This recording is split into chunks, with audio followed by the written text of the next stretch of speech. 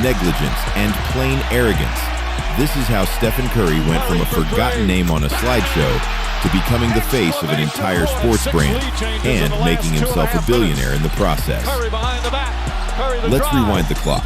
Back in the early 2010s, Nike didn't just run the NBA, they were the NBA. We're talking about a company that had completely locked down the basketball world. At one point, 74% of NBA players were Nike athletes. Think about that.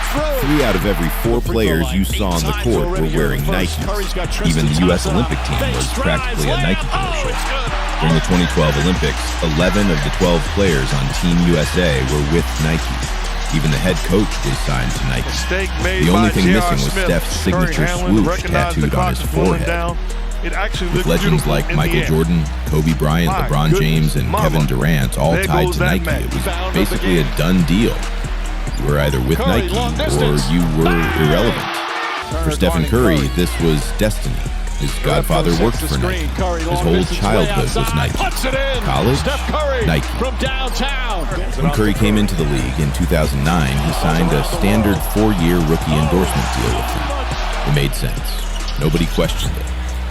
Back then, Curry wasn't exactly a hot commodity. He had bad ankles, a small frame, and critics were lining up to say he'd never last in the league. Honestly, Nike barely noticed him. And for the first few years, that was fine. Until it wasn't. Curry with the fake Fast on forward to Jaylen 2013. Brown, drills it! Everything changed. Steph had finally found his rhythm. He got the rookie He up in wasn't the just a air, promising shooter and anymore. Curry with a He little was something to making say jaws drop afterwards. on a nightly basis. Who could forget the night he dropped 54 points at Madison Square Garden? Who could forget him shattering the record for most three-pointers in a single season? Steph was no longer just another player. He was becoming a superstar, a movement, a cultural phenomenon. This was Nike's golden opportunity. Time to re-sign Curry and make him a centerpiece of their empire. But that's not what happened. When Curry's rookie contract expired, the floodgates opened. Other brands were calling. Adidas, Under Armour. Everyone knew Curry was the next big thing, but everyone also assumed Nike would easily keep him. After all, they had history. They had brand power. They had the bag. Right? Wrong.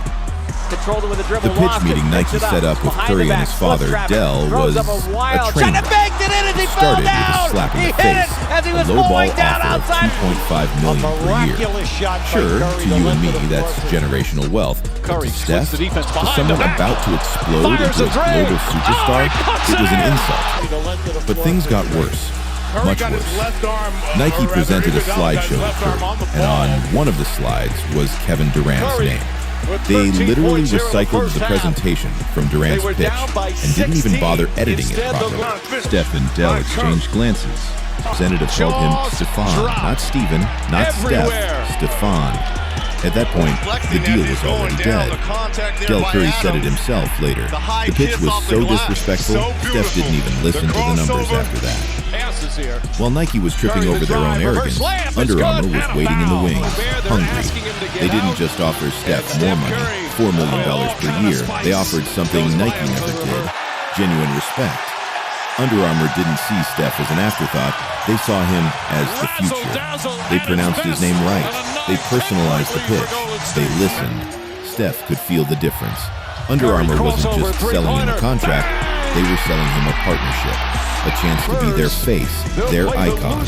And for a player who'd been doubted his whole life, that mattered. Steph made the move. He left the biggest brand in sports history for a company that barely had a basketball division. Critics called it a mistake. They said Steph would vanish into irrelevance without Nike's marketing machine behind him.